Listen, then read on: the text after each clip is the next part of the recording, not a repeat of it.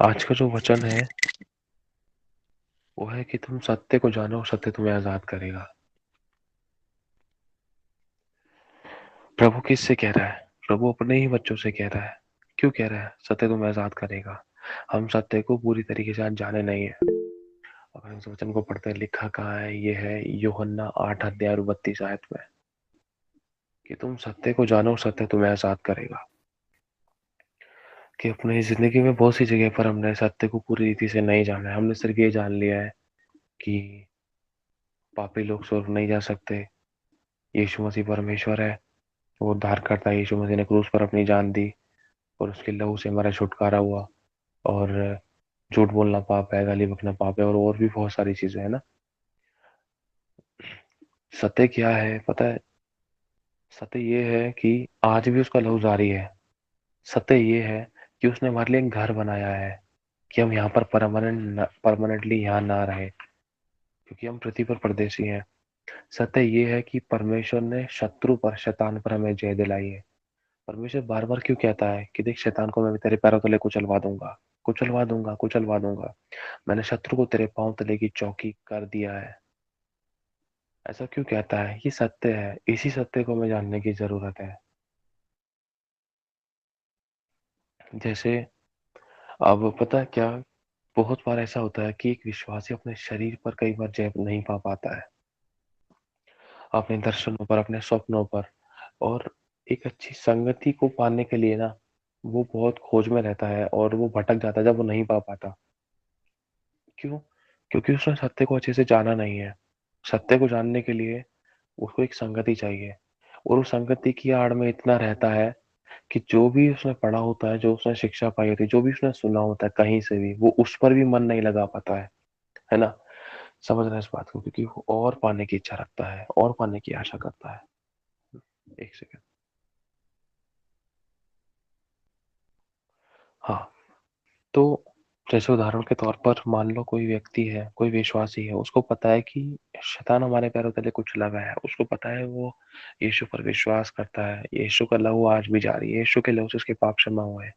लेकिन वो अच्छी, एक अच्छी संगत ही ढूंढता है, और ये शैतान बिल्कुल नहीं चाहता। शैतान एक विश्वासी को कभी कहाँ से कहाँ भटकाता रहता है। कभी लेहन के चक्कर में, कभी बड़ी भीड़ के चक्कर में, कभी घर की संगति को लेकर, अरे मेरे पास घर में तो छोटी संगति होती है, मैं तो बाहर जाऊंगी, बाहर जाऊंगा। कभी चर्च को लेकर, ये पास्टर सामर्थ्य नहीं, वो पास्टर सामर्थ्य है। वो बहुत बार तो जान ही नहीं पाता है। इसलिए प्रभु कह रहे तुम सत्य को जानो। तुमने सत्य को सुना है, तुमने सत्य को जाना नहीं है ना। सत्य को सुनने और सत्य को जानने में बहुत बड़ा अंतर है। सत्य को जानने के लिए अनुभव चाहिए होता है, सत्य को सुनने के लिए अनुभव नहीं चाहिए, बस कान चाहिए, है ना। जैसे मान लो आरती बहन है या अपराजिता बहन है, इन्होंने मुझे कुछ कहा, शैंकी भाई, एक है ना बीमार इंसान था, उसने प्रभु को पुकारा और वो चंगा हो गया। अच्छा। मैंने कहा अच्छा, वो चंगा हो गया? ये तो बहुत बढ़िया यार।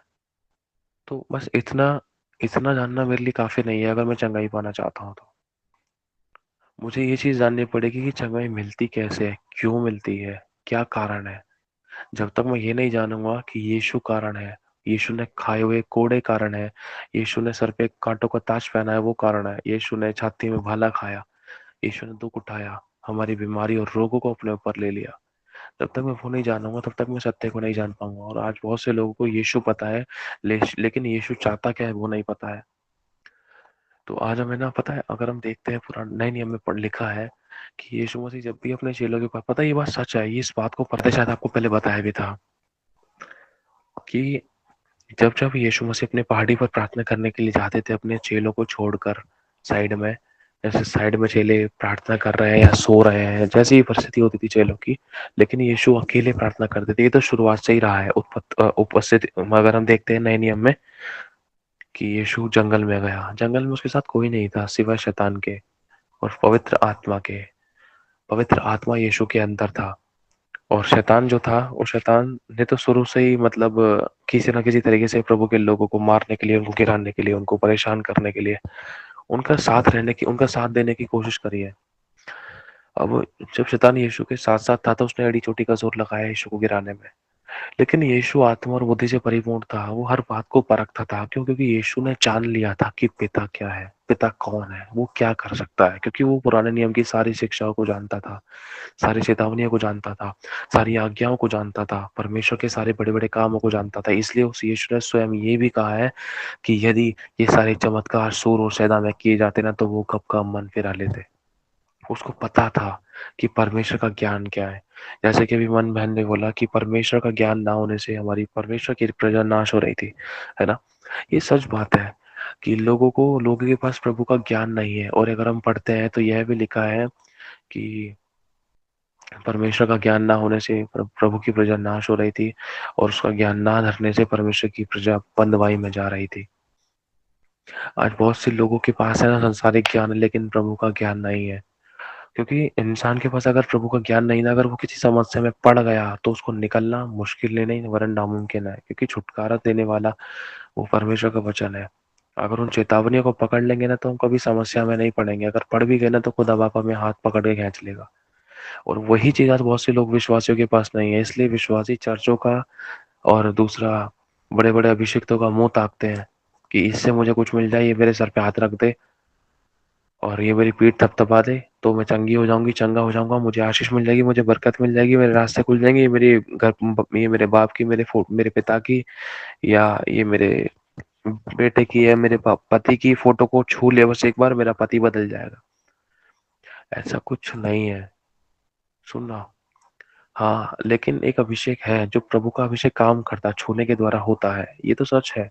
चाहे वो किसी फोटो को छुए, चाहे वो किसी भी चीज को छुए, प्रभु का अभिषेक ट्रांसफर होता है, अनॉइंटिंग ट्रांसफर होती है ना। ये बात आप लोगों को पहले ही बताई। लेकिन इस पर भरोसा रखने से हमारा, कहने का मतलब ये, किसी मनुष्य की ओर ताकने से, किसी मनुष्य पर भरोसा रखने से हमारा काम नहीं हो सकता है।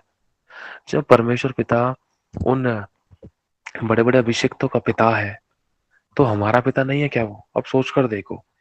आज बहुत से लोग कहते हैं भाई, जो लोग है ना अन्य जाति में से, आज बहुत से बॉर्न क्रिश्चियन भी कहते हैं कि जो लोग अन्य अन्य जातियों में से थे ना, जब उन्होंने अन्य प्रभु अपने देवताओं को छोड़कर जब अपने उन्होंने यीशु मसीह पर विश्वास किया, तो उनकी प्रार्थनाएं सुनी जाती हैं।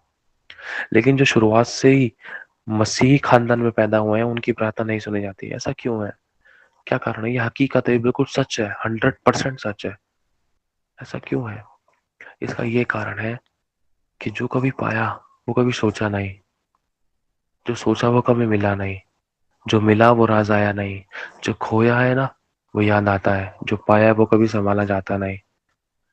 पता है, अगर शुरुआत से ना एक छोटा सा बच्चा अमीर बाप की, एक अमीर बाप की जो औलाद है, जो अपने बाप से जब वो गाड़ी मांगता है, उसको गाड़ी मिल जाती है, लेकिन वो केयर नहीं करता है अपने बाप के उस उस मेहनत की। वो सिर्फ गाड़ी की तरफ ध्यान दे रहा है, क्योंकि उसने कभी मेहनत नहीं की है, उसको तो गाड़ी मिल गई है, इसलिए वो केयर नहीं कर रहा है। कहने का मतलब ये है कि अन्य जाति जो लोग होते हैं, जो विश्वास करते हैं प्रभु पर, जब वो प्रभु सत्य के पास आते हैं, जब सत्य को जानते हैं, जब प्रभु में बने रहते हैं, तो उनका परमेश्वर तुरंत छुटकारा करता है। लेकिन जो पहले से ही मसीही खानदान है, बॉर्न क्रिश्चियन है ना, उनके छुटकारे क्यों नहीं होते? कारण है, उन्होंने प्रभु को जान तो लिया था, लेकिन उन्होंने समझा नहीं, उसने उन्होंने चाहा नहीं। समझ रहे? इस बात को भी बहुत इंपॉर्टेंट है।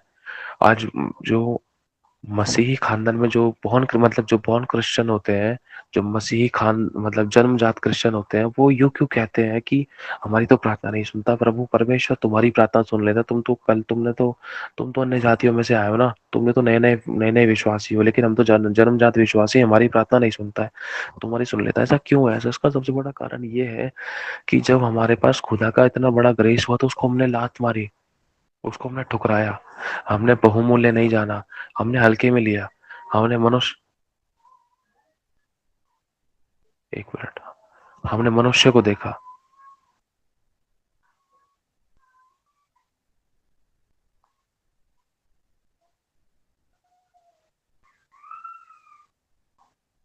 हाँ, हर शैतानी कामों को हम बांध कर नष्ट करता हूं प्रभु, तेरे पवित्र युद्ध के दूतों की रक्षा और सुरक्षा हम सबके चारों तरफ, हमारे घर के चारों तरफ लगाता हूँ। शैतानी सारे कामों को बांध कर नष्ट करता हूँ। चल जाए, निकल जाए, निकल जाए हमारे घरों से, हमारी फैमिली से निकल जाए, निकल जाए हमारे घराने से, निकल जाए, निकल जाए, निकल जाए। मैं डांटता हूँ, डांटता हूँ, डांटता हूँ प्रभु यीशु के नाम से। मैं बाहर करता हूँ, उसी गंदी आत्मा को बांध कर नष्ट करता हूँ, श्रापित करता हूँ, जलाकर भस्म करता हूँ। तेरे पवित्र युद्ध के तूतों की रक्षा और सुरक्षा हमारे घर के अंदर और बाहर, हम सब जगह, हमारे चारों तरफ, इस इन लोगों के भी चारों तरफ, घर के अंदर और बाहर चारों तरफ लगा दो। यीशु के नाम से इस प्रार्थना को मांग, तेरे लहू हम सभी के दरवाजों पर लगाते हैं। आमीन। जितने ध्यान में से किसी की भी आने के लिए बनाया जाए, उसमें से एक भी पर सफल नहीं होगा। यीशु के नाम से इस प्रार्थना को मांगते हैं। आमीन। तो जो जन्मजात मसीह है ना, वो केयर नहीं करता है, वो गंभीर नहीं रहता है, वो परमेश्वर के साथ विश्वास के नहीं है, वफादार नहीं है, ईमानदार नहीं है, संगति में आने को लेकर, चर्च आने को लेकर, उसके दान दशवीं से ऑफरिंग को लेकर, और वचन प्रार्थना आराधना को लेकर, पवित्रता में चलने को लेकर, वो ईमानदार नहीं है, इसलिए उसकी जिंदगी में चमत्कार नहीं होते। देखो, एक बाप के दो बच्चे हैं। एक बच्चा नशे पत्ते में पड़ा है, गाली गलौज करता है, पाप पर पाप करता है, व्यभिचार करता है, लेकिन दूसरा बच्चा हर प्रकार की बुराई से दूर रहता है और अपने पापा की आज्ञा का पालन करता है, तो उसका पापा उससे खुश है ना। ये तो बात साफ है। जो बच्चा आज्ञाकारी है, उसी आज्ञाकारी बच्चे को उसका पापा ब्लेस करेगा, आशीषित करेगा, उसको गाड़ी दिलाएगा, उसको बंगला दिलाएगा, या उसको अच्छे कपड़े दिलाएगा, उसको गिफ्ट्स देगा। लेकिन जो नशे पत्ते में, उसको कुछ नहीं देगा। है। अब देखो, बाप वही है, लेकिन उसी बाप से एक बच्चा आशीष पा पा रहा है, उसी बाप से एक बच्चा कुछ नहीं पा पा रहा, है ना। अब बात सारी ये है कि जो अन्य जाति लोग है ना, उन्होंने दर दर की ठोकरें खाई है, लेकिन जो बॉर्न क्रिश्चियन है ना, उनको सब कुछ यूं ही मिल गया ना, इसलिए उन्होंने केयर नहीं करी है। अन्य जाति लोगों ने दुख उठाया, बीमारियां सही हैं, घटी में रहे, आंसू में रहे, श्रापित जीवन रहे थे, और बंधनों में थे, त्यागे गए थे, छोड़े गए थे, धिक्कारे गए थे, आंसुओं में थे, तकलीफों में थे, परेशानियों में थे, समस्याओं में थे। जब वो थक हार गए, सारी दिया धूपबत्ती अगरबत्ती, सारी दुआ प्रार्थनाएं अर्चनाएं अर्चनाएं सब कर लिया, सब पूजा पाठ पंडितों को दिखा लिया, लेकिन कोई फर्क नहीं पड़ा। जब वो थक हार कर, टूट और पिस कर, बिल्कुल बिछड़ कर जब वो यीशु के पास आए ना, तो यीशु ने उनको अपनी बाहों में लिया। यीशु ने तो पहले से ही बॉर्न क्रिश्चियंस को भी बाहों में ले रखा था। लेकिन चमत्कार किसकी जिंदगी में हुआ? चमत्कार उसकी जिंदगी में हुआ जिन्होंने प्रभु यीशु को अच्छे से पकड़ा और प्रभु को पूरी रीति से ग्रहण किया और उसके अनुसार चलने का निर्णय लिया, और जो उसके धन्यवादी हैं, जो उसमें पाए जाते हैं। आज हम कितनी गवाही हमने ऐसी सुनी है, कई बॉर्न क्रिश्चियन लोगों को तो प्रार्थना करने नहीं आती है, कई कई साल पुराने बाइबलों पर धूल लगी हुई है, लेकिन हम लोगों को देखो, चाहे भले ही पढ़ने नहीं आता है, लिखने नहीं आता, लेकिन हम प्रार्थना करना जानते हैं। हमारी प्रार्थनाओं के द्वारा बीमार चंगे होती। क्यों? क्योंकि हमने ठोकर खा लिया है, हमने सीख लिया है कि यीशु के सिवा कोई और नहीं है। अगर यीशु को छोड़ देंगे ना, तो यीशु के छोड़कर तो कोई जिंदगी है ही नहीं। और हमने सीख लिया कि यीशु के कोड़े खाने से हम चंगे हो चुके हैं। ये हमने सीख लिया कि अगर हम किसी के लिए प्रार्थना करें उसी विश्वास से, तो प्रभु चमत्कार करेगा। हमने सीख लिया है प्रभु की उपस्थिति में लगातार बैठकर। एक बॉर्न क्रिश्चियन लगातार, एक जो बॉर्न क्रिश्चियन, जो ठंडा गुनगुना जन्मजात मसीह है, वो परमेश्वर की उपस्थिति में निरंतर बहुत ही कम पाया जाता है। इसीलिए उसकी जिंदगी में चमत्कार नहीं होते, ना वो दूसरों की जिंदगी को बदल पाता है। अब मेरे को देख लो, मैं अभी तो एक भक्त और पुजारी रह चुका था, लेकिन मुझे कुछ नहीं मिला। लेकिन जब मैं यीशु के पास आया, मेरी जिंदगी में चमत्कार हुए। मैंने पूरी रीति से प्रभु के पीछे चलना शुरू कर दिया। गिरा, मैं बहुत बार गिरा, लेकिन परमेश्वर ने पड़ा नहीं रहने दिया। मैंने इच्छा रखी, फिर उठना चाहा, बुराइयों से दूर अपने आप को किया। परमेश्वर ने मुझे अनुग्रह दिया, बुराइयों से, बुरे कामों से, पापों से, गलत संगति से प्रभु मुझे दूर करता गया।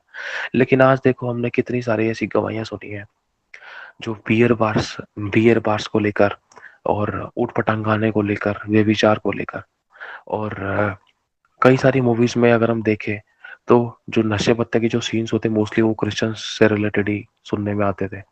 आप लोगों को मालूम होगा, अगर हम पढ़ते हैं, अगर हम कोई मूवी देखे, पुराने नियम, क्या कहते हैं, पुराना नियम बोल रहा हूँ बार बार मैं, कोई पुरानी मूवीज भी ऐसी हैं जिसके अंदर क्रिश्चियनों को बहुत ज्यादा बदनाम किया गया था, है ना। जो जो मसीही लोग हैं, वो नशे पत्ते करते हुए, छोटी ड्रेसेस पहनते हुए, या लूट मार करते हुए, या बियर बार्स में घूमते फिरते हुए पाए गए हैं। समझ रहे हैं इस बात को? अगर हम देखें, अमर अकबर एंथनी, और भी कई सारी चीजें हैं, और भी कई सारी ऐसी मूवीज हैं जिसके अंदर मसीह लोगों को बदनाम किया गया है, मसीह लोगों की एक गलत छवि दिखाई गई है। क्रिश्चियन लोग जो होते हैं, मसीही लोग, क्यों? क्योंकि कहते हैं ना, कि बहुत से लोग कहते हैं, अरे जो तू क्रिश्चियन है का, तुम में तो दारू भी चलती होगी, तुम्हारी शादी पार्टी में तो दारू दारू होती होगी, है ना। लोगों की जो अन्य जाति रखी है, कैसे? ये व्यवहार है। जो जन्मजात मसीह है ना, गंभीरता में, पवित्रता में, वो प्रभु के डर में नहीं चले। इस कारण उन्होंने अपना बहुत कुछ खो भी दिया, शौक के चक्कर में, या नशे पत्तों के चक्कर में, अपनी अभिलाषाओं के चक्कर में। किसी ने पहला स्थान देना छोड़ दिया, कोई चाहता भी है तो ईंद के चांद की तरह, ईस्टर पर, पाम संडे पर, और सॉरी ईस्टर नहीं, रेजरेक्शन डे पर, और अपना क्रूसिफिकेशन डे पर, या फिर लाश अगर इन तीनों में ना पाए जाए तो एक दिन जरूर पाए जाते हैं, 25 दिसंबर पर। और फिर बोलते हैं हमारी जिंदगी में काम नहीं था, क्योंकि उन्होंने सत्य को जाना है लेकिन समझा नहीं है। हमें समझने की जरूरत है। इसलिए प्रभु कह रहा है सत्य को जानो, सत्य तुम्हें आजाद करेगा, स्वतंत्र करेगा। कैसे जानना है? उसको जानने के लिए हमें समझना जरूरी है। अब देखो एक बात है, जैसे मान लो अपराजिता बहन है, मुझे किसी ने बताया अपराजिता बहन आराधना करती है। अच्छा, कैसे आराधना करती है? ठीक है, आराधना करती है, ओके, ये मैंने जान लिया कि हाँ एक अपराजिता बहन है, वो आराधना करती है। लेकिन जब तक मैं इनकी पूरी क्लैरिफिकेशन नहीं करूंगा कि आराधना कैसे करती है, और कहाँ से इन्होंने सीखी है, कैसे गाती है, कहाँ से शिक्षा पाई है, और कौन से गीत गाती है, दुनियावी गाती है, मसीही गाती है, या डांस के सॉन्ग गाती है, कैसे कैसे सॉन्ग्स गाती है, बहुत सारी चीजों को लेकर। अगर ये मुझे, मैं भाई कोई प्रभु वगैरह की आराधना नहीं करती हूँ, मैं तो सिर्फ दुनियावी, मैं रैप गाती हूँ, रैप। मैं तो रैप गाती हूँ बोहेमिया के, मैं तो रैप गाती हूँ यो यो हनी सिंह के। सुनना, तो जैसी, अगर जैसी बोलेगी ना मैं तो यो सिंह के, यो हनी सिंह के वो गाती हूँ, रैप गाती हूँ, तो पता है मेरे को ना अपराजिता बहन के इन 2-3 शब्दों से मुझे करेक्टर पता चल जाएगा कि इनका करेक्टर कैसा है। अरे तो भाई रैप करने वाली बहन है, अरे भाई दूरी बनाओ, मुझे रैप वैप नहीं सीखना है भाई। है ना? अगर ये बोलेंगे वर्शिप करती है तो मुझे पता चल जाएगा, अरे अरे ये तो मसीह है, अरे इसका नाम अपराजिता है लेकिन तो क्रिश्चियन बहन है और ये वर्शिप करती है, अच्छा एक सच्ची आराधक है, अरे मुझे इससे बात करनी चाहिए। एक वर्शिपर का जीवन कैसा होता है उसको पता होगा। बहुत सारी चीजें मुझे प्रभु से संबंधित मिलेगी, मुझे उस करेक्टर से संबंधित मिलेंगी जिस करेक्टर को आप अपने मुंह से प्रकट करते हो। है ना? अब यीशु, अगर मैं बोल दूं यीशु चंगा करता है, किसी को भी बोल दूं यीशु चंगा करता है, तो वो चंगा ऐसा ही नहीं हो जाएगा अगर वो मुंह से ये बोलेगा कि यीशु चंगा करता है। उसको जानेगा, जब तक उसको समझेगा नहीं ना कि यीशु कैसे चंगा करता है, क्यों चंगा करता है। यीशु इसलिए चंगा करता है क्योंकि यीशु ने कोड़े की मार खाई। यीशु कैसे चंगा करता है? अपने वचन के द्वारा चंगा करता है। लिखा ना, वो अपने वचन को भेजकर चंगा करता है और जो दर्द में पड़े हैं उनको निकालता है। यीशु किस लिए चंगा करता है? उसे प्यार किया है। यीशु में दर्द में नहीं देख सकता, वो हमारा पिता है। अपने बदन पर उसने कोड़े खाए। वो चाहता है कि हम अच्छा जीवन जिए, हम बीमारियों में ना रहे, इसलिए वो हमें चंगा करता है। वो हमें दर्द में नहीं देख सकता। यीशु हमारे लिए ऐसा क्यों करता है? बहुत सारी चीजें ना, क्या, क्यों, कैसे, किस लिए, किस तरीके से। है ना? तो इसीलिए ना आज बहुत से विश्वासी को जानने की जरूरत है। अब देखो इंसान आज है ना भीड़ चाल चल रहा है, एक विश्वासी भीड़ चाल चल रहा है, इस कलीसिया में चले जाओ, उस कलीसिया में चले जाओ, या इस मीटिंग में जुड़ जाओ, उस मीटिंग में जुड़ जाओ, लेकिन वो अपने आप को बैठ कर है ना जांचने की कोशिश नहीं कर रहा है कि जहां पर भी मैं हूं, कि जितना भी मुझे आया है क्या उसको मैंने कभी इस्तेमाल किया है। मैं और पाने की इच्छा और अभिलाषा करता हूँ, जितना मुझे पता है कि उसके अकॉर्डिंग मैं चलने की कोशिश कर रहा हूँ या नहीं कर रहा। आज हम सभी को पता है, बहुत सी, अगर हम मती का शुरुआत के अध्याय पढ़े 5, 6, 7, 8, बहुत कुछ है ऐसा। अगर हम उनको पढ़ते ना कहीं प्रभु हमें बतलाता है कि हम मसीह को कैसे समझे। मती के 5, 6, 7, 8 अध्याय जो, उसमें प्रभु ने बतला रखा है कि हम मसीह को कैसे समझे। परमेश्वर ने जो अधिकार हमें दिए हैं वो बताता है, परमेश्वर हमें मरकुस के द्वारा, मती के द्वारा, लूका के द्वारा, यूहन्ना के द्वारा, यशाया भविष्यद्वक्ता की पुस्तक में, और भी बहुत सारी ऐसी चीजें जो कभी हमने जानी नहीं, सीखी नहीं, समझी नहीं, उनको अगर हम पढ़े उनके अनुसार, क्योंकि प्रभु का वचन कहता है ना, प्रभु को खोजना ही समझ है। जब तक एक विश्वासी खोजता नहीं है तो वो समझ नहीं पाता है कि प्रभु है क्या और क्या कर सकता है। अगर हम पढ़ते हैं नए नियम में, तो पौलुस को जब गिराया गया था घोड़े पर से, जब वो शाऊल था, तो उस समय उसने क्या कहा था, प्रभु तू कौन है और तुम उससे क्या चाहता है। अगर हम पुराने नियम में पढ़ते हैं तो कई लोगों को परमेश्वर ने बोला है, कई लोगों ने परमेश्वर से बोला है, प्रभु तुम उससे क्या चाहता है, तुम उससे क्या चाहता है, मैं तेरे लिए क्या करूं, मैं तेरे लिए क्या कर सकता हूँ, मैं तेरे लिए क्या करूं। प्रभु तू कौन है, तू कौन है, तू कौन है। मूसा ने पूछा तू कौन है, तो प्रभु ने बताया मैं अब्राहम, इसहाक और याकूब का परमेश्वर यहोवा हूँ। है ना? उसको जानने के लिए उसके नजदीक आना जरूरी है। उसको सुनना जरूरी है। और जो चीजें पवित्र शास्त्र, जो बातें पवित्र शास्त्र में लिखी, उन पर मनन करना जरूरी है। ये नहीं कि किसी मनुष्य के पीछे जाए। किसी मनुष्य के पीछे जाकर है ना हम कुछ नहीं पा सकते हैं। क्योंकि मनुष्य के पीछे जाकर, आज पता है मैंने क्या देखा, मैं मेरी वाइफ के साथ जा रहा था, मम्मी के घर पे जा रहा था मैं, तो मैंने देखा, मेरे को बहुत हंसी आई। भेड़ बकरियां आगे चल रही हैं, चरवाहा पीछे चल रहा है। ये सच बात है। मैंने कहा गुरु देख क्या हो रहा है। और अचानक प्रभु ने बात करी। मैंने कहा देखो ना, देख देख चरवाहा पीछे चल रहा, लाठी ले डंडी लेकर। अब वो देखो, भेड़ बकरी ने अपने अभी रोड पार कर लिया, वो तो साइड चलेगी, चरवाहा दूसरी साइड पे रह गया। बहुत अजीब लगा, ये सच बात है। अच्छा, चरवाहे भेड़ बकरी के पीछे चल रहे हैं कि भाई मेरी भेड़ भाग ना जाए, खो ना जाए। लेकिन अगर वो आगे चले ना, तो ना तो उसको खोने का डर है, ना उसको भागने का डर है, क्योंकि वो उससे आगे नहीं निकल सकती है। अगर वो चरवाहा उनकी अच्छे से चरवाही करे, उनकी देख रेख करे, सोटे और लाठी से उनको अच्छे से शिक्षा दे, और समय असमय एक अच्छा मेल मिलाप का रिलेशनशिप उनके साथ रखे ना, तो मैं कह रहा हूँ कोई कितना भी बढ़िया चारा दे दे, उसके पीछे जाएंगी ही नहीं। समझ रहे हो? और और ये बात सच में प्रभु ने प्रकट करी। आज बहुत बार बहुत सी चीजें हैं, हम बहुत से लोगों ने सुनी भी होगी, तेरी कलीसिया मेरी कलीसिया, तेरा चर्च मेरा चर्च, मेरे लोग तेरे लोग, मेरी भेड़ तेरी भेड़, है ना? चाहे भले ही मन में कुछ नहीं है, लेकिन फिर भी जब ये बातें होती है ना, तो कहीं ना कहीं प्रभु का दिल बहुत उदास होता है। अरे चरवाहा तो मैं हूँ, अरे चरवाहा तो मैं हूँ, कि मैं तुम्हारे पीछे चलूं क्या? तुम चरवाहे हो तो क्या मैं तुम्हारे पीछे चलूं? मैं भेड़ हूं क्या तुम्हारी? अरे तुम मेरी भेड़ हो। प्रभु ने कहा है, मेरी भेड़ें मेरे शब्द को सुनती हैं और वो चरवाहे के पीछे चलती हैं, है ना? लेकिन चरवाहा भेड़ों के पीछे चल रहा है। सच बात है। अरे ये भेड़ बहुत कीमती है, इससे मुझे सोने का अंडा मिलेगा, कहीं मेरी मुर्गी किसी दूसरे को अंडा ना दे दे। समझ रहे हो ना? बहुत सी चीजें, बहुत सारी बातें हैं। अब भेड़ों को भी, हाँ भेड़ों का भी क्या करें? पता है क्या होता है? ध्यान से सुनना, मैं सच बता रहा हूँ आपको। एक चरवाहा है, वो लाठी लेकर बैठा है। ध्यान से सुनना, उसको इमेजिनेशन करना। एक चरवाहा है, वो लाठी लेकर बैठा है, और उस चरवाहे के हाथ में ना थोड़ी सी घास फूस है, पत्तियां हैं हरी भरी। लेकिन एक तरफ है ना, एक दूसरा चरवाहा बैठा है, थोड़ा सा दुबक के। उसने अपना हाथ है ना साइड से यूं कर दीवार के साइड में से निकाला, और उसके हाथ में क्या है? उसके हाथ में ना एक, उसके अंदर दही है। दही है, दही। और एक एक और कप है उसके हाथ के अंदर, छोटे छोटे दो कप है। उसके अंदर कुछ मीठा रखा है, बढ़िया सा, गुड़ टाइप में, गुदगुदा सा, हलवे टाइप में, जब जो भी कह लो। अब वो रखा हुआ है। अब वो भेड़ है ना, और उस वाले चरवाहे के हाथ में लाठी नहीं है, वो धीरे धीरे करके अपना हाथ बढ़ाता है ना, एक हाथ से यूं करके बुला, एक हाथ यूं करता है, एक हाथ से यूं करके बुलाता है, यूं करके। अब भेड़ देखती है यूं करके, नजर घुमा कर देखती है।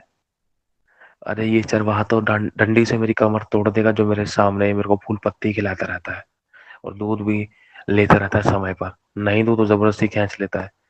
क्या करें? हम तो दबाव में है। लेकिन मुझे वो वाला चरवाहा सही लग रहा है। वो मेरे को अपने पास बुला भी रहा है। उसके एक हाथ में कुछ खाने के लिए कुछ बढ़िया सा लग रहा है, टिप्पन कटोरे में दो दो चीजें हैं, और उसके दूसरे हाथ में कोई डंडी नहीं है। अरे मारेगा नहीं। समझ रहे हो? अरे मारेगा नहीं। एक चक्कर तो मार के आऊं। बस वो भी ढाल का तो चक्कर मारती है, किसके चक्कर में? चंगाई मिल जाए, बरकत मिल जाए, छुटकारा मिल जाए, ले हैंड मिल जाए। उसका हाथ में डंडा नहीं है, उसका हाथ सिर्फ ये, उसको ले ले हैंड के लिए। समझ रहे हो ना आप? इस हाथ में डब्बे कटोरियां रखी है, ये हाथ ऐसी आ बुला रहा है, आ ले हैंड दूंगा मैं तेरे को, ले हैंड करूंगा तेरे सर पे। वो भेड़ बकरी बेचारी अपने हंसली और अच्छे चरवाहे को छोड़कर वो बेचारी चल पड़ी दूसरी जगह। अब अपने पास खींच लिया, दो तीन घूसे उसे धरे, मैं मुंह करके उसका मुंह बांध दिया। क्या हुआ? काट के पका के खा गया। यही तो हुआ है। अगर हम पढ़ते हैं पुराने नियम पे, यही तो किया है। चरवाहों के ऊपर परमेश्वर का आरोप लगा है। चरवाहों पे, भविष्यवक्ता और याजकों के ऊपर आरोप। सच बात है कि उन्होंने अपने पेट भरने के लिए मेरी भेड़ों के पेटों को काटा। पता नहीं यही कल में लिखा है, मैं कुछ टाइम पहले पढ़ रहा था। पता नहीं हागे में, शायद उसके नियरेस्ट ही होगा। तो चरवाहों ने मेरी भेड़ों को काटा, उनको लूटा, मेरी भेड़ें कमजोर, क्या बोलते हैं, बिल्कुल काकड़ी हो गई। और याजक याजक लोग, भविष्यवक्ता लोग तो दिन प्रतिदिन कमाई करते फिरते हैं, लेकिन मेरे भेड़ों की कोई शुद्धि नहीं रखता। भेड़ें आज भी मैं चिल्ला रही हैं, आवाजें मार रही हैं।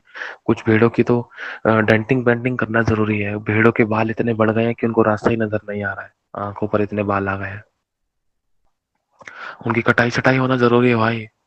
जब तक बच्चन की तलवारें नहीं चलेंगी, दो चार लाठियां नहीं पड़ेंगी, उनको तो नजर नहीं आएगा कि कहाँ जाना है। बेचारी कोई गड्ढे में गिर रही है, कोई खाई में गिर रही है, कोई कहाँ, किसी का अपनी अपनी छीची पीपी में ही अपना पैर छंद रहा है, कोई अपने पापों में गिर रहा है। सच बात है, यही तो हो रहा था। एक चरवाहा ऐसा चाहिए जो उनकी कटाई छटाई कर सके, जो उनको बतला सके कि तू कहाँ गलत है, कहाँ तेरी गलती, तूने ठोकर कैसे खाई है, तेरी आंख पर जो ये बाल आ रखे हैं ना, तूने जो सफेद चश्मा पहन रखा है। समझ रहे हो ना। कुछ भेड़ें ऐसी होती है जिनकी आंखें भी ढक जाती है अपने खुद के बालों से, मालूम होगा आप लोग, हट्टी कट्टी मोटी ताजी होती है, लेकिन वो ठोकरी बढ़िया वाली खाती है। चोटें भी बहुत लगती है उनको, फिर अब आगे का दिखाई नहीं देता, भागती फिरती जहां मर्जी, कभी दीवार में ठुक गई, कभी गड्ढे में गिर गई, फिर चोटें भी उन्हीं को लगती है भाई। क्यों? पहली बात तो गलती चरवाहे की है। बेचारी भीड़ को क्या कसूर है भाई, बढ़ती उम्र है उनकी, वो ज्यादा उतावली में दौड़ रहे हैं तो वो चूक गए।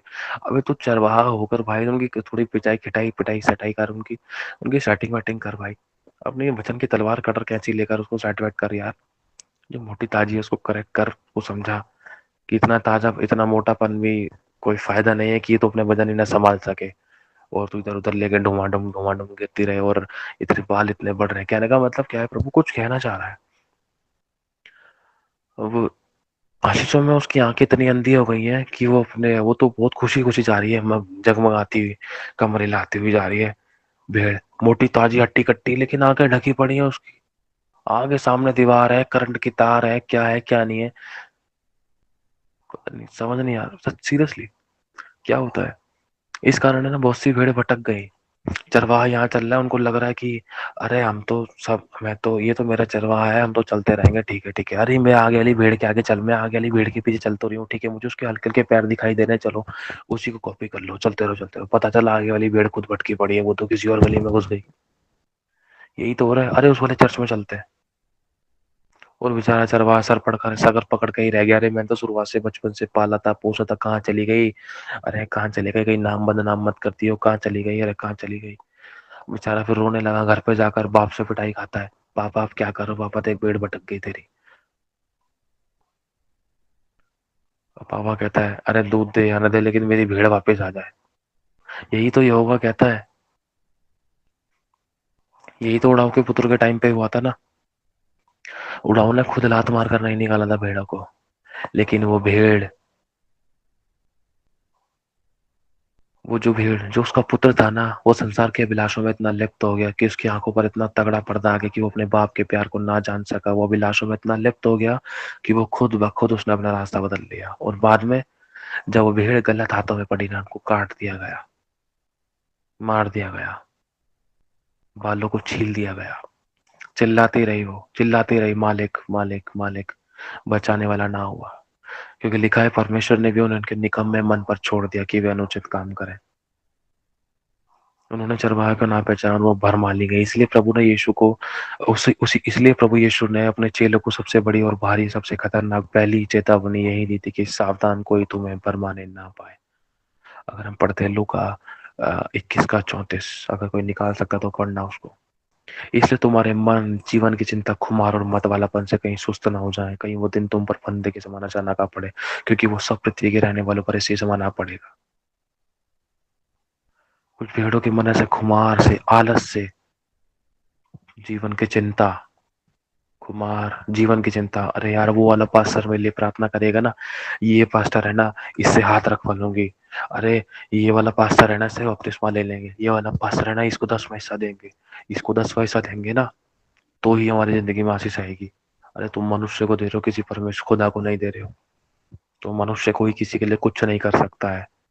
साफ लिख दिया परमेश्वर ने, भजन में साफ बोला है प्रभु ने कि ना प्रधानों पर ना हाकिमों पर भरोसा मत रखना, क्योंकि वो मिट्टी से मिली है और मिट्टी ही में मिल जाएंगे। लेकिन धन्य है वे जिन्होंने अपना आधार यहोवा को बना रखा है। हालेलुया। प्रभु बहुत महान है, बहुत प्यार करता है आपसे और मुझसे, लेकिन वो नहीं चाहता कि हम नाश हो। इसलिए प्रभु की बहुत अच्छी अच्छी ताजी मोटी बहुत मजबूत भेड़ है, जिनकी आंखों में पर्दे डाल दिए थे शैतान ने, जिनको लगा था कि वो बहुत कुछ जान चुकी है, लेकिन वो भटक गई एक के पीछे दूसरे। कुछ कह गया प्रभु?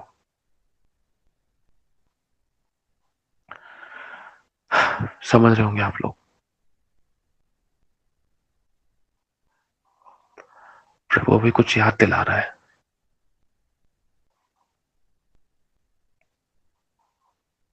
ये सच बात है, एक के पीछे एक भटक गई। समझने वाले लोग समझ गए होंगे कि प्रभु क्या कहना चाह रहा है अभी। जैसे कि भी बताया, जो भेड़ हट्टी कट्टी मोटी ताजी है, वो अपनी आगे वाली भेड़ को देख रही है, लेकिन अपने भेड़ों के आगे चरवाहों को नहीं देख रही है, चरवाहे को नहीं देख रही है। वो भेड़ को देखकर चल रही है।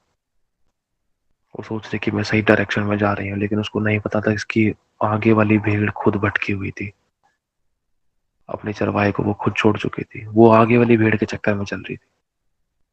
और जो सबसे आगे थी, उसको चरवाही नजर नहीं आ रहा था।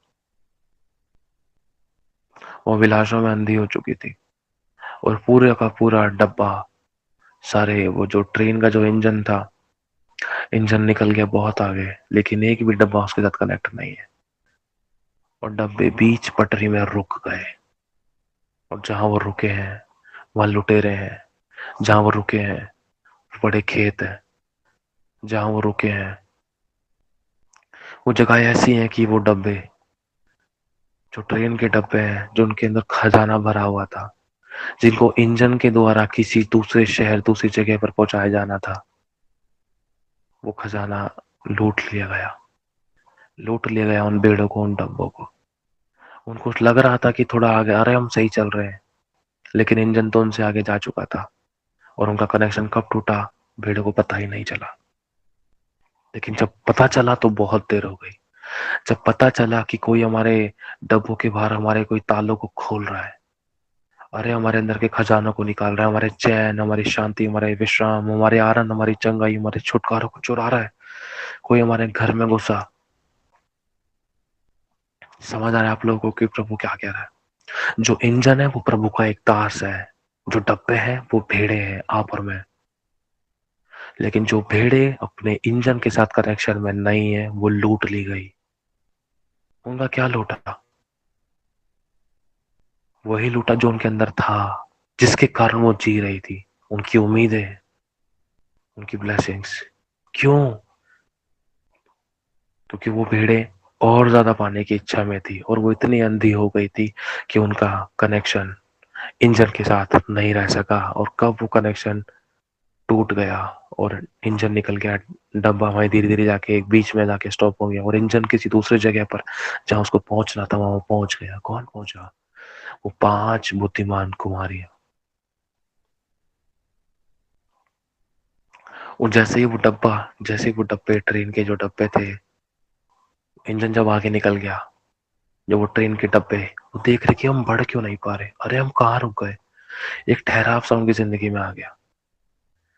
उनको धीरे धीरे करके पता चल रहा है, अरे हमारा रिश्ता हमारे अगुओं के साथ टूट गया, हमारा रिश्ता खुदा के साथ टूट गया। आपको पता है, ध्यान से सुनना, जैसे एक ट्रेन है, अब वो एक ट्रेन चल रही है, ट्रेन चल रही है 100 की स्पीड से, उदाहरण के तौर पर। जैसे ही 100 स्पीड होती, वैसे ही झटके से ना कुछ ऐसा होता है कि जो डब्बे हैं उनका कनेक्शन इंजन से टूट जाता है, और जो इंजन है वो आगे चला जाता है। 100 से वो 150 हो रही है, 200 स्पीड होती जा रही है डब इंजन की, 220, 230, 240 ऐसी बढ़ती जा रही है। लेकिन जो डब्बों की स्पीड है ना, 100 में, पहले तो 100 में ही है, धीरे धीरे करके 90 आ रही है, 80, 70, 60, 50, 40, 30, 20, 10, लास्ट में रुक गए। स्टॉपिंग आ गई उन भेड़ों की जिंदगी में। जब वो 90 में थी वो सोच रही थी वो सही चल रही है, अरे हम चल तो रही है, कोई बात नहीं, उतार चढ़ाव आते हैं। जब वो 80 में पहुंची, 70 में पहुंची, लेकिन उनको पता नहीं था कि वो कितना पीछे छूट चुकी है।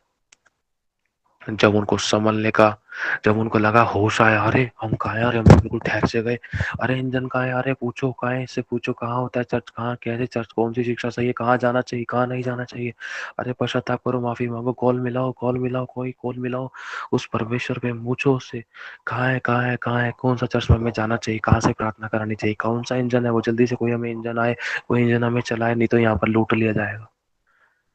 कोई कॉल नहीं मिलता है, कोई सुनने वाला नहीं है। तुम्हारे या धर्म के कामों के कारण मैं तुम्हारी प्रार्थना नहीं सुनता।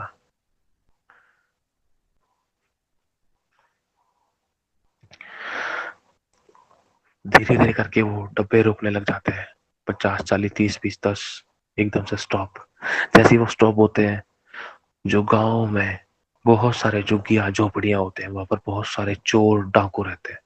अब वो आते हैं, अरे चलो, एक पटरी पर बहुत सारे डब्बे हैं, बहुत सारे डब्बे, और उनमें खजाना है, और उनका इंजन नहीं है।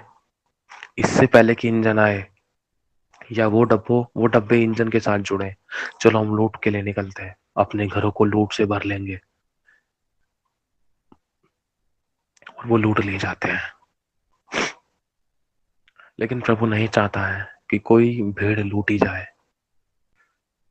जैसा कि उड़ाव का पुत्र लूट लिया गया, जब वो कंगाल हो गया, सब कुछ खोकर बर्बाद होकर वो आया था।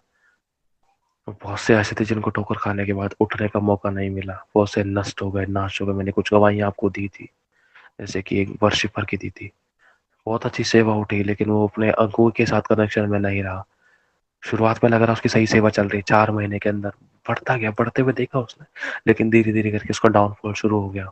झटके से उसकी सेवा और उसका जीवन खत्म, मर गया वो नशे पत्ते में आके। आज प्रभु में करेक्ट करना चाहता है। परमेश्वर का ज्ञान ना होने से उसकी प्रजा नाश हो रही थी, उसका ज्ञान ना होने से उसकी प्रजा बंदवाई में जा रही थी। हालेलुया। वैशाली बहन अब प्रार्थना करें हम सभी के लिए, जो प्रभु अगुवाई कर रहा है, कि हम प्रभु की सिद्ध इच्छा में आगे बढ़े, और हम कभी कोई भरमाया ना जाए। जो भरमाए गए, अगर प्रभु की इच्छा है तो उनको लेकर आए, जहां जैसे रखना चाहता है प्रभु रखे। जी, हालेलुया, हालेलुया, हालेलुया। धन्यवाद करते पिता परमेश्वर, आपकी स्तुति, आपको महिमा देते मेरे राजा। आज के सुंदर दिन, नए दिन दिखाने के लिए प्रभु जी आपको बहुत धन्यवाद करते। प्रभु जी मैं खुद को दिन नम्र करते हुए प्रभु यीशु के नाम से पिता आपके निकट आते, खुद को हर एक जन को, आपके दास को यीशु के में कवर करते, कोई दुष्ट की गंदी योजना सफल ना होने पाए। प्रभु जी आपका धन्यवाद करते पिता, ये जो वचन की बीज पिता आपके दास के द्वारा जो बोया गया मेरे प्रभु यीशु नासरी, चाहते पिता परमेश्वर सभी के जीवन पिता परमेश्वर 100 गुना फल लेके आए प्रभु जी। कोई आत्मा नाश ना होने पाए, कोई भरमाने ना जाने पाए प्रभु जी। हमको सही शिक्षा की और प्रभु जी बढ़ा के लेके चलने के लिए प्रभु जी आप सहायता मदद करें प्रभु। हमारा कोई बुद्धि नहीं, कोई ज्ञान नहीं, कोई समझ नहीं है पिता।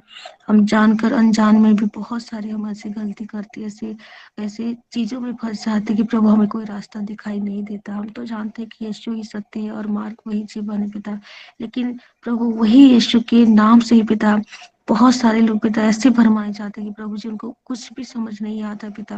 तो प्रभु ऐसे हर एक प्रकार की दुष्ट की गंदी योजना को हम कलीसिया बांध कर दिलों में कैद करते हैं और प्रभु मसीह की आज्ञाकारी बनाते, जो दुष्ट की गंदी योजना जो मेरे भाई बहन के जीवन में काम करती है यीशु के नाम से खंडित हो जाए पिता। हम सभी को पिता परमेश्वर प्रभु सही शिक्षा में बढ़ाने के लिए पिता सहायता मदद करे। हमें सभी को पिता परख आत्मा दीजिए पिता, और सभी के जीवन पिता परमेश्वर बड़े काम करे, ताकि कोई भी पिता भरमाए ना जाए पिता। सबसे पहले तो मैं विनती करती पिता, सभी जन बच्चन से पिता अपने आप को भर ले प्रभु जी। बच्चन को प्रभु जी ऐसा अपने जीवन का हिस्सा बनाए, ताकि बिना वचन पढ़े किसी को भूख ही ना लगने पाए पिता। प्रभु ये मेरे लिए भी मांगती मेरे राजा, कि वचन पढ़े बिना भूख ना लगने पाए, प्यास ना लगने पाए, कोई भी काम करने को मन ना लगने पाए जब तक हम वचन ना पढ़े प्रभु जी। क्योंकि वचन ही सच्चाई पिता, क्योंकि वचन के द्वारा प्रभु जी हमें वो सही प्रकाशन से भी हमें प्रेस करे पिता, ताकि कोई दुष्ट पिता वो वचन की प्रकाशन में भी हमें भरमाने ना पाए प्रभु। जब हम अकेले बैठे वचन के साथ। तो पवित्र आत्मा जी आप स्वयं उतर के आइए और हमें वो वचन के सही प्रकाशन जो यीशु मसीह जो परमेश्वर पिता पवित्र आत्मा के द्वारा लिखे हैं वो सही प्रकाशन के साथ पिता हमें ब्लेस करे, ताकि हम अकेले पढ़ने भी पिता कोई दुष्ट की आवाज, कोई दर्शन, किसी भी प्रकार की प्रभु हम अकेले में भी भरमाए ना जाए पिता। क्योंकि उनका समय पिता परमेश्वर बहुत सारे ऐसे भरमाने वाली गंदी आत्माएं बहुत सारी चीजें होंगी पिता, लेकिन हमें सुरक्षा रखे पिता और सही शिक्षा में और संगति में पिता हमेशा जुड़े रहने के लिए सहायता मदद करे। कोई हमारे घर की परिस्थिति या किसी भी प्रकार की हमारे जीवन की समस्या प्रभु आपकी संगति में आने से, आपकी वचन पढ़ने से रोकने ना पाए पिता। यीशु के नाम से पिता आपके अधिकार और सामर्थ के साथ ऐसे गंदी आत्मा को योजना को हम काट डालते उखाड़ते फेंकते प्रभु जी। पवित्र आत्मा एक एक जन पे ऊपर तेरा आत्मा इसी घड़ी टच करे, सभी जन पवित्र आत्मा जी भर जाए पिता। और आज जो वचन की शिक्षा मिला प्रभु जी, इसको पिता परमेश्वर आज सुन के पिता कल भूल जाने वाले नहीं पिता, वरन इसको पिता बार बार मनन करके पिता परमेश्वर सही शिक्षा में बढ़ने के लिए हमें सहायता मदद करे, ताकि हम ठोकर ना खाए, हम भरमाई ना जाए और हमारे द्वारा पिता किसी और को पिता हम भरमाने की वजह भी ना बनने पाए पिता। ऐसे अनुग्रह करे प्रभु, सामर्थ्य दीजिए पिता। तमाम मुर्दा परिस्थिति गूगल मीट के खिलाफ जो बनाई गई थी, यीशु के नाम से हर एक मुर्दा परिस्थिति जीवित हो जाओ, यीशु के नाम से जीवित हो जाओ। और जो भी ब्लैक साइड होंगे पिता उनको लेके आए प्रभु जी, आपकी सीधी इच्छा के अनुसार पूरा हो जाए, ताकि कोई आत्मा नाश ना होने पाए पिता। आपकी इच्छा सबकी जो है पूरा होने पाए पिता। जो भी जाने अनजाने गलती गुनाह की भरमाए गए पिता, उन सबकी तरफ से पिता मैं दिल की गहराई के साथ माफी चाहती प्रभु जी।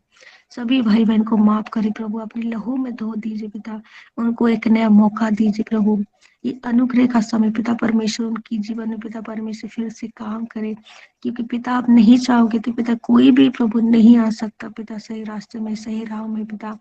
प्रभु हम विनती करते पिता, अब ये पूरे गूगल मीट के परिवार हम सभी भाई बहन पिता आपके दास के साथ एक मन आत्मा होकर हम विनती करते हैं कि प्रभु मेरे सभी भाई बहन को पिता आप लेके आए प्रभु जी, ताकि कोई आत्मा नाश ना होने पाए, कोई ठोकर ना खाए प्रभु जी। समय से पहले प्रभु जी हम कोई भी उतावली से दौड़ने वाले नहीं, वरन प्रभु जी धीरज के साथ पिता आपके राइट टाइम का इंतजार करके चलने के लिए सहायता मदद करे पिता।